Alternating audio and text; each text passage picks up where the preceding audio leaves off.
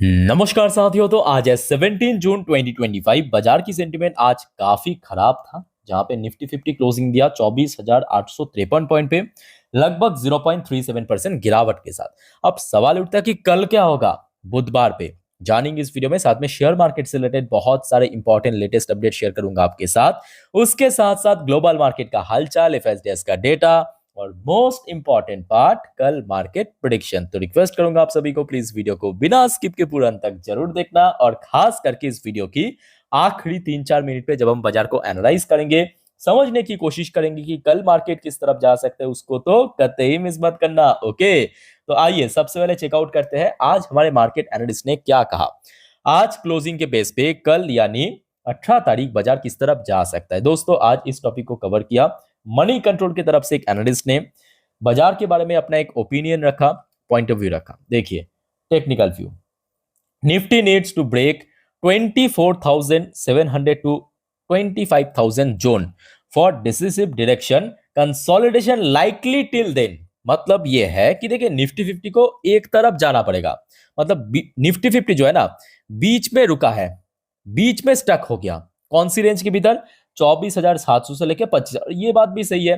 जैसे कि मैं आपको प्रैक्टिकल एग्जांपल दिखा देता हूं। जैसे कि लास्ट एक महीने को आप उठा के देखिए, निफ्टी 50 में अगर गिरावट हो भी रहा है तो देखिए नीचे की तरफ, मतलब खास करके लास्ट कुछ 1 से 1.5 हफ्ता आप देख लीजिए, नीचे की तरफ अगर करेक्शन हो भी रहा है तो लगभग वही 24,700। ऊपर पहुंच रहा है तो बार बार 25,000 की रेंज में हडल फेस। तो वही चीज इन्होंने मेंशन किया कि अगर एक डिरेक्शन में जाना है ना, तो इनमें से एक रेंज को ब्रेक करना पड़ेगा। या तो नीचे की तरफ अगर 24,700 को ब्रेक करके नीचे पहुंच गया तो काफी नीचे जा सकता है, या तो 25,000 को ब्रेक करके ऊपर पहुंच गया तो फर्दर एक अपसाइड मूवमेंट हो सकता है। ठीक है, सो इस टॉपिक को इस वीडियो के आखिरी 3-4 मिनट पे तो हम अच्छे से कवर करेंगे, बट आज बहुत सारे इंपॉर्टेंट रिपोर्ट, लेटेस्ट न्यूज आप लोग के लिए है। सो एक एक करके आपके साथ में शेयर करूंगा। पेशेंसली स्टेप बाय स्टेप करके देखते जाइए, समझते जाइए। देखिए, सबसे पहली बात, संडे को मैं आपको अपडेट दिया था दोस्तों, याद होगा। मैं आपको क्या कहा था कि देखिए 17, 18 और 19, ये तीनों दिन पे तीनों देश की जो सेंट्रल बैंक की पॉलिसी मीटिंग की आउटकम निकलेगा। 17 तारीख को जापान की, 18 तारीख को दोस्तों याद रखना बहुत वाइटल, 18 तारीख को कल एफओएमसी मीटिंग का आउटकम है, मतलब यूएस की सेंट्रल बैंक फेडरल रिजर्व की, और 19 तारीख को बैंक ऑफ इंग्लैंड बीओई की पॉलिसी मीटिंग है। सो आज है 17 तारीख, यानी बैंक ऑफ जापान, जापान की सेंट्रल बैंक की पॉलिसी मीटिंग की अपडेट। तो देखिए, Bank of Japan to slow cuts to government bond purchase from April next year as growth risk loom. देखिए आज की डेट में कंफ्लिक्ट हो रहा है और भी बहुत सारे बोल सकते हैं रिस्क है। सो जिसके आधार पे, जिसके बेस पे बैंक ऑफ जापान ने इस बार दोस्तों कोई भी पॉलिसीज में बदलाव नहीं किया, यानी रेट अनचेंज रखा है। ओके, और उसके साथ साथ कुछ कुछ पैरामीटर को थोड़ा सा ड्रॉप भी किया, जैसे कि आप लोगों ने नोटिस किया होगा लास्ट हफ्तों में जब आरबीआई की एमपीसी मीटिंग हुआ था, फोरकास्ट किया था आपके जीडीपी की, सीपीआई डेटा की, वैसे बहुत सारे चीज़ों के ऊपर। वो उतना इंपॉर्टेंट नहीं है हम लोग के लिए, बट ये इंपॉर्टेंट है कि देखिए बैंक ऑफ जापान ने इस बार रेट अनचेंज रखा है। ओके, प्रेजेंट सिचुएशन के ऊपर बेस करके। अच्छा, नेक्स्ट जो इंपॉर्टेंट अपडेट आप देखिए, भारत और यूएस की जो ट्रेड है, व्यापार। सो ये देखिए मई महीने की अपडेट है। India export to US up 16.9%, import डी 5.76%। अरे यही तो चाहिए था, यही तो चाहिए था। जब हम कोई देश के साथ ट्रेड करते हैं, व्यापार करते हैं ना, वो देश भी कुछ ना कुछ सामान हमारे भारत में बेचते हैं, भारत भी कुछ ना कुछ सामान उस देश में बेचते हैं। सो मई की डेटा के अनुसार भारत ने यूएस में जो बेचा है ना, उसका जो परसेंटेज है लगभग 16.93% इंक्रीज हुआ। और एग्जैक्ट फिगर वाइज बात करें, $8.83 बिलियन भारत ने बेचा है, मतलब यूएस में एक्सपोर्ट किया। ठीक है, और विपरीत इसके ऑपोजिट यूएस ने भारत को कितना बेचा है? टोटल $3.62 बिलियन, जो कि लगभग 5.76% की ड्रॉप हुआ। ओके, सो भारत की एक्सपोर्ट जो है ना लगातार बढ़ता जा रहा है, और यही बात मैं आपको 2 अप्रैल से बार बार कह रहा हूं कि इसमें सबसे ज्यादा बेनिफिट, ये जो टैरिफ हो रहा था अब या अभी थोड़ा सा मिनिमाइज हुआ है, सबसे ज्यादा अगर बेनिफिट मिलता है वो दोस्तों भारत को ही मिलेगा। देखिए आपके सामने डेटा प्रेजेंट कर रहा हूं। ओके, अच्छा, नेक्स्ट जो इंपॉर्टेंट अपडेट है, पहले आप देखिए टैरिफ के ऊपर। जैसे कि इस वीडियो की टाइटल में मैं रखा हूं कि टैरिफ के ऊपर बड़ा अपडेट आया और जिसके चलते एक्चुअली आज फार्मास्यूटिकल सेक्टर में गिरावट हुआ। आई थिंक आप लोगों ने नोटिस किया होगा कि आज ज्यादातर सेक्टर में फार्मा सेक्टर में सबसे ज्यादा ड्रॉप हुआ है। कल रात की अपडेट है, कल रात मतलब हमारे यहाँ पे मिडनाइट पर डोनाल्ड ट्रम्प ने कल यूएस में ये मीडिया के सामने कहा कि देखिए pharma tariff coming soon, wait कीजिए। फार्मास्यूटिकल सेक्टर को भी टैरिफ लगने जा रहा है और जिसका परिणाम आज क्या हुआ, ग्रैन्युलस से लेके ल्यूपिन लिमिटेड हो गया, लॉरस लैब हो गया, ज्यादातर जो फार्मास्यूटिकल सेक्टर की शेयर कहीं 4%, कहीं 2%, कहीं 1.5%, तो कहीं 1% नीचे आके क्लोजिंग दिया। ठीक है, तो अब देखिए कमिंग सून मेंशन किया है, कमिंग वेरी सून। सो इस हफ्ते में भी हो सकता है, नेक्स्ट वीक भी हो सकता है, वो पर्टिकुलर कोई डेट या वार मेंशन नहीं किया। ठीक है, बट होगा इतना तो कंफर्म है ऑलमोस्ट। अच्छा नेक्स्ट देखिए भारत की गवर्नर, अच्छा भारत की गवर्नर सॉरी, आरबीआई की गवर्नर, कभी कभी मिस्टेक हो जाता है। आरबीआई की गवर्नर संजय मल्होत्रा जी की तरफ से एक छोटा सा हिंट दिया है। कैसा hint? RBI open to rate cut if inflation continues to fall.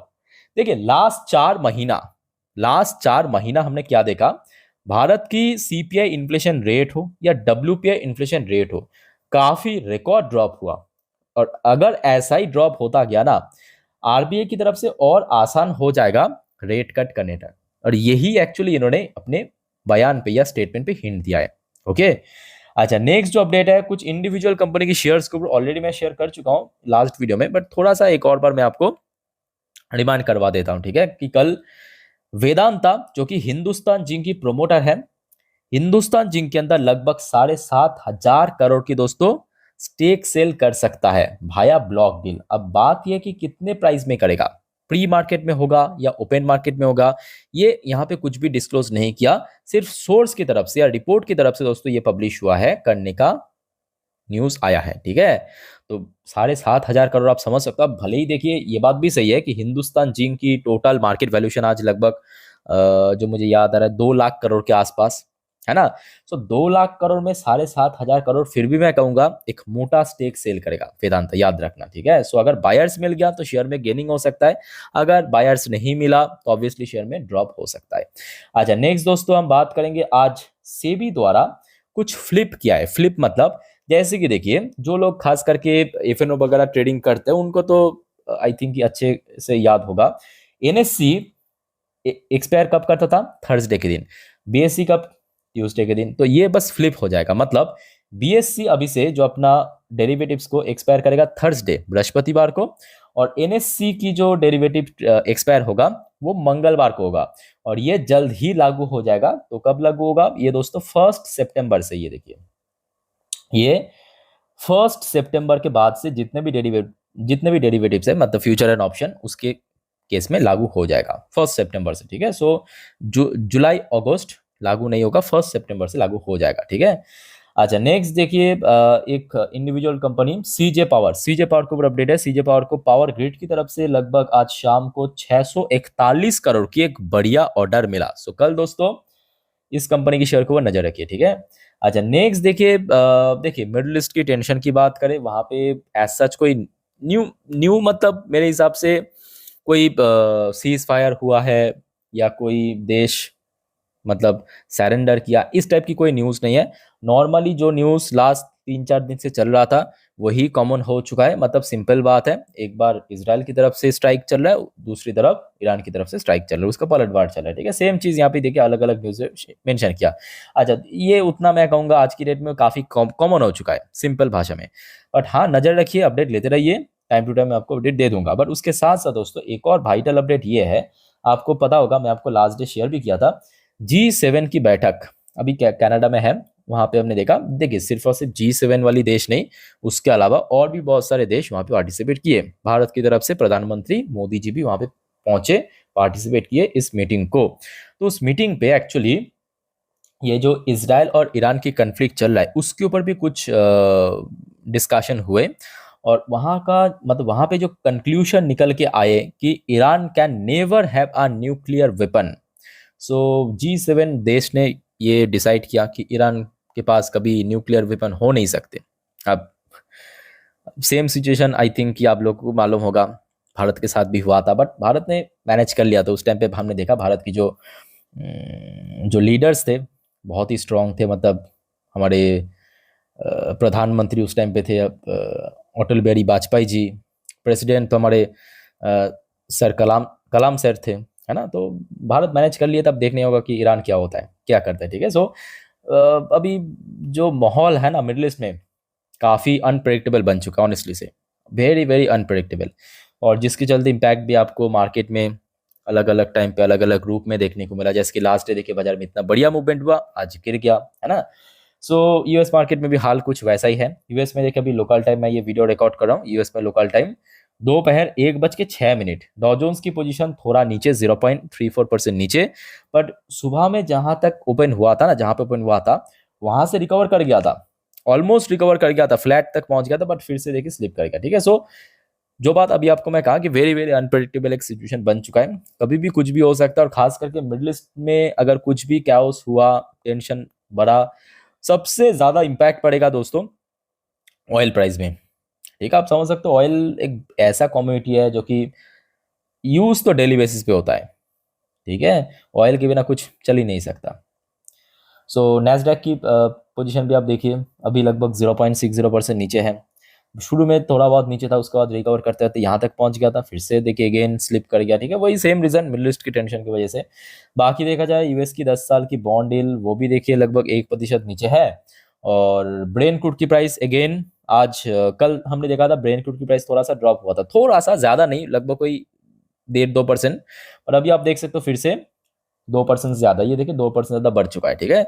सो वहां पे जो भी अपडेट आ रहा है उसके आधार पे, उसके बेस पे ही यहाँ पे बदलाव हो रहा है। सो मतलब अभी जो मैं आपको अपडेट दे रहा हूँ ना, वो अभी के हिसाब से 1 घंटा बाद क्या होगा वो अभी आपको बता नहीं सकता, ठीक है। तो यही बात आपको मैं हमेशा बताता हूँ कि देखिए अभी के हिसाब से जो अपडेट है मैं आपको दे रहा हूँ, ले लीजिए। अच्छा, बाकी बात करें, इंडियन करेंसी की वैल्यूएशन फिर से ड्रॉप हुआ, याद कीजिए कल आपके साथ में शेयर किया था 86.05 पे आसपास था। अभी आप कहाँ पे देख सकते हो 86.32 पे बढ़ चुका है, प्राइस बढ़ चुका है, मतलब वैल्यूएशन गिर गया। तो इंडियन करेंसी की वैल्यूएशन गिर जाना बिल्कुल ही अच्छी बात नहीं है, कोई भी देश की करेंसी की वैल्यूएशन गिर जाना उस देश के लिए अच्छी बात नहीं होता है, ठीक है। ये एक्चुअली एक पैरामीटर होता है। अच्छा, बाकी बात करें कुछ इंडियन कंपनी की पोजीशन यूएस मार्केट में, जैसे कि Wipro limited arrear version positive में था, देखिए ज्यादा समय अभी पॉजिटिव में था, बट अभी स्लिप कर गया जैसे ही डॉ जोन्स नैस्डैक नीचे आ चुका है। इन्फोसिस की एरियर वर्जन वो भी देखिए सेम, शुरू में देखिए थोड़ा नीचे था, रिकवर कर गया, फिर से नीचे स्लिप कर रहा है, बट फिर भी मैं कहूंगा कंपेयर टू विप्रो थोड़ा बेटर प्लेस में है, 0.29% ऊपर। अच्छा, अब नेक्स्ट अगर हम बात करें एचडीएफसी बैंक, ये तो शुरू में थोड़ा बहुत ठीक ठाक था, बट फिर से स्लिप होने लगा 0.77% नीचे। और दूसरी तरफ आईसीआईसीआई बैंक की एरियर वर्जन तो 0.93% नीचे चल रहा है, ठीक है। तो अभी माहौल जो है ना कुछ सही नहीं है, अब कल सुबह में चेंज भी हो सकता है। अब कोई भी चीज को ना पकड़ नहीं सकते, जो आपको मैं कुछ टाइम पहले कह रहा था कि देखिए वेरी वेरी अनप्रेडिक्टेबल, इसका मतलब ये है कि देखिए आज जो हो रहा है, मतलब अभी जो चल रहा है ना, ये 1 घंटा बाद 2 घंटा बाद बदल भी सकता है, कल सुबह में बढ़िया भी हो सकता है ना। सो ये डिपेंड करता है कि वहां से मतलब मिडिल ईस्ट पे क्या घटना हो रहा है, क्या इंसिडेंट हो रहा है। सो यहाँ पे आप देख सकते हो गिफ्ट निफ्टी की पोजीशन, अभी ये वीडियो मैं रिकॉर्ड कर रहा हूँ, लगभग 24,870 पॉइंट के आसपास चल रहा है, देखिए। सो मतलब आज जहाँ पे निफ्टी क्लोजिंग दिया वहाँ से बहुत ज़्यादा ऊपर नहीं है, बहुत ज़्यादा ऊपर नहीं है। कहाँ कितना होगा, लगभग कोई 19-20 पॉइंट ऊपर लगभग, है ना, बहुत ज़्यादा ऊपर नहीं है। तो प्रीमियम को अगर हम कट भी करते हैं फिर भी अगर आप देखेंगे बहुत ऊपर नहीं है। बट आज दोस्तों सबसे चौंका देने वाली बात यह है मेरे तरफ से, तो मैं कहूँगा बिल्कुल ही उम्मीद नहीं था कि आज एफआईएस ने फिर से बाई करेगा, बट एक्चुअली ऐसा हुआ है। आज एफआईएस ने अल्टीमेटली नेट वैल्यू परचेस किया, कितना परचेस किया मैं आपको स्क्रीन के ऊपर बड़े बड़े अक्षर में लिख के देता हूं। और उसके पहले दोस्तों आप सभी को मैं रिक्वेस्ट करूंगा, अगर आपको वीडियो अभी तक अच्छा लगा, इन्फॉर्मेटिव लगा, प्लीज वीडियो को लाइक करना, और प्लीज दोस्तों चैनल को सब्सक्राइब करके जरूर रखना, इस टाइप की इन्फॉर्मेटिव वीडियो हर रोज पाने के लिए। देखिए आप अगर सब्सक्राइब नहीं करेंगे तो वीडियो की नोटिफिकेशन आप तक नहीं पहुंचेगा, और मेरा भी थोड़ा हेल्प हो जाता है। आप लोग अगर सब्सक्राइब करते हो तो आप लोग के पास तुरंत पहुंच जाते हैं वीडियो जो मैं आपको डिलीवर करने की प्रयास करता हूं हर एक व्यूअर्स के पास, है ना। तो प्लीज दोस्तों चैनल को सब्सक्राइब करके जरूर रखिए। अच्छा, आज डीएस ने तो बैक टू बैक कुछ ट्रेडिंग सेशन में बाई कर ही रहा था, आज भी किया है लगभग 7,796 करोड़ की शेयर, बट आज एफआईएस ने भी बाई किया 1,116 करोड़ की शेयर, ये सबसे बेस्ट पार्ट है। तो मतलब बैक टू बैक कुछ ट्रेडिंग डेज सेल ऑफ के बाद एफआईएस ने फिर से बाय किया। और सबसे बड़ा आयरॉनी क्या है मालूम है? सबसे बड़ा आयरॉनी ये है कि भाई इस कन्फ्लिक्ट में जिन देश इन्वॉल्व है, TA-35 उसका इंडेक्स आज ऑल टाइम हाई टच किया। आप यकीन नहीं मानेंगे, आज TA-35 all time high touch किया। मैं आपको दिखा देता हूँ, ये देखिए, इंटरडे हाई टच किया 2793 पॉइंट पे। वही इसका ऑल टाइम हाई के साथ साथ 52 वीक्स हाई भी है, देख लीजिए। ये इससे बड़ा आयरॉनी क्या हो सकता है? बाकी दुनिया भर की बाजार नीचे तबाह हो रहा है, TA-35 इजरायली मार्केट वो टॉप में चल रहा है। ओके, सो दोस्तों ये कुछ इंपॉर्टेंट अपडेट्स था जो कि आपके साथ में शेयर किया। अब चलिए मैं आपको मार्केट एनालिसिस वाला पार्ट के ऊपर लेके चलता हूँ। लिया निफ्टी 50 की लास्ट 3 महीने की कैंडलस्टिक चार्ट पैटर्न। अब जो बात मैं आपको बताने जा रहा हूँ बहुत ही अच्छे से सुनना, ध्यान से ऑब्जर्व करना। देखिए, नंबर 1 पॉइंट सबसे ज्यादा जो महत्वपूर्ण है आज की डेट में वो है ये वॉर की पोजीशन किस तरफ है, मतलब क्या अपडेट आ रहा है ये कन्फ्लिक्ट में या वॉर में। ठीक है, सो इसका अपडेट आप लेते रहना, चाहे टीवी के थ्रू हो, मीडिया के थ्रू हो, यूट्यूब के थ्रू हो, कहीं पे भी आप प्रेफर कर दो, अपडेट लेते रहना बस। बट हाँ, फेक अपडेट, फेक न्यूज़ आज काफ़ी सर्कुलेट हो रहा है, उस पर ध्यान मत देना। जो ऑफिशियल अपडेट है उसको ही देखना। ओके, और दूसरा पॉइंट देखिए, जो आपको मैं बार बार कहता हूँ, अभी अभी कह रहा था कि वेरी वेरी अनप्रेडिक्टेबल बन चुका है। सो अभी क्या चल रहा है उसके आधार में हम ये डिसाइड नहीं कर सकते कल सुबह क्या होगा। ठीक है, तो हर 1 घंटा पे नया नया अपडेट आ रहा है। सो कल इंडियन मार्केट ओपन होने से पहले डॉ जोन्स की फ्यूचर, नैस्डैक की फ्यूचर ट्रैक करना मत भूलना, गूगल में सर्च करना, आपको मिल जाएगा, सिंपल। ठीक है, और तीसरा कुछ स्पेसिफिक सेक्टर में आपको कहूंगा। एक हो गया आपका मेटल सेक्टर, याद रखना। दूसरा हो गया आईटी सेक्टर। तीसरा हो गया ऑब्वियसली बैंकिंग सेक्टर। ये तीनों कल के लिए वाइटल सेक्टर है। ठीक है, अच्छा, ये जो चार्ट पैटर्न दोस्तों मैं आपके सामने ओपन किया, ये एक दिन की चार्ट पैटर्न है। इसका मतलब यहाँ पे एक एक कैंडल एक एक दिन को रिप्रेजेंट कर रहा है। बट सबसे बेस्ट पार्ट दोस्तों, आपको याद होगा कल 10:30 वाली वीडियो में जिन लेवल के बारे में मैं आपको कहा था, कौन सा लेवल याद कीजिए। यहाँ पे आपको ब्लू कलर की लाइन दिख रहा है ना, इसका मतलब क्या है? इसका मतलब है 20 डेज की ईएमए। ईएमए मतलब एक्सपोनेंशियल मूविंग एवरेज, बेसिकली एक इंडिकेटर है जिसके थ्रू हमें मालूम पड़ता है कि कहाँ पे सपोर्ट है, कहाँ पे रेजिस्टेंस है। सो कल आपको मैं जिन लेवल के बारे में कहा था वो था 24,850, याद है? सो आज जो है ना, इस लेवल के जस्ट यहाँ पे क्लोजिंग दिया, इस मतलब इंडिकेटर्स की जस्ट ऊपर। तो कल एक्चुअली इस लेवल को होल्ड करना जरूरी है फर्दर अपसाइड के लिए। क्या कहा? कल मतलब 18 तारीख को 24,850 को होल्ड करना जरूरी है, इस लेवल को होल्ड करना जरूरी है। ठीक है, फर्दर अपसाइड के लिए। चलो मान लीजिए कि होल्ड कर गया, तो फर्दर अपसाइड जब आएगा वो आएगा 25,000 पे। एक तो देखिए बार बार रिजेक्शन मिला है, आज भी रिजेक्शन मिला, लास्ट डे भी रिजेक्शन मिला इसी लेवल के नज़दीक। सो कल यहाँ पे एक स्ट्रॉन्ग रेजिस्टेंस है। अगर होल्ड कर लिया 24,850 को, मान लीजिए कि नहीं किया, मान लीजिए फॉर एग्जाम्पल, तो क्या हो सकता है? तो नीचे की तरफ यहाँ पे आप देख पाएंगे रिसेंटली जब ड्रॉप हुआ था या इसके पहले भी बार बार गिरा था, तो 24,700 के ऊपर बार बार स्टेबल था, निफ्टी होल्ड कर रहा था। तो नीचे दोस्तों ये हो गया आपका सपोर्ट लेवल, क्लियर हो चुका है। अच्छा, बात करेंगे बैंक निफ्टी की। देखिए आज निफ्टी 50 की क्लोजिंग हो सकता है कि थोड़ा बहुत ठीक ठाक था, बट बैंक निफ्टी की पोजीशन भी मैं कहूँगा ठीक ठाक था। बट हाँ, बैंक निफ्टी आज ऊपर हुबहू एग्जैक्टली सेम लेवल कहाँ पे, 56,000 के आसपास आसपास यहाँ पे रेजिस्टेंस मिला। तो ऐसे में देखिए नीचे की तरफ दो लेवल है। एक लेवल हो गया जहाँ पे फ्राइडे के दिन, याद है फ्राइडे के दिन बॉटम टच किया था, वो था आपका 55,000। और उसके ऊपर आज जहाँ पे इंटरडे लो टच किया यानी 55,500, ये जो रेंज है यहाँ पे एक अच्छा सपोर्ट मिल सकता है। ऊपर की तरफ ऑब्वियसली 56,000 पे चैलेंज फेस करेगा। ठीक है, सो दोस्तों यहाँ पे मैं आपको Nifty, bank Nifty, indicator, chart pattern को बेस करके अच्छे से एक्सप्लेन कर दिया, समझा दिया। बट वीडियो को वाइंड अप करने से पहले जो हमेशा मैं आपको कहता हूँ कि देखिए बाजार बहुत ज़्यादा अनप्रेडिक्टेबल, बहुत ज़्यादा रिस्की, वोलेटाइल बन चुका है। गलती से भी दोस्तों FNO trading, intraday, put call, buy sell, hold या इस टाइप की जो एक्शन मत करना, अगर आप इस बारे में कुछ भी आप नॉलेज या एक्सपीरियंस नहीं रखते। ठीक है, समझदार बनिए। बाकी वीडियो देखिए, सीखिए, जानिए। कोई दिक्कत है तो मैं हूँ आप लोग के लिए, कमेंट करके पूछिए मेरे से। और दोस्तों चैनल को सब्सक्राइब करना मत भूलना फर्दर अपडेट पाने के लिए। सो इस वीडियो को वाइंड अप करता हूँ, मिलता है नेक्स्ट वीडियो में। टेक केयर, बाय बाय, जय हिंद।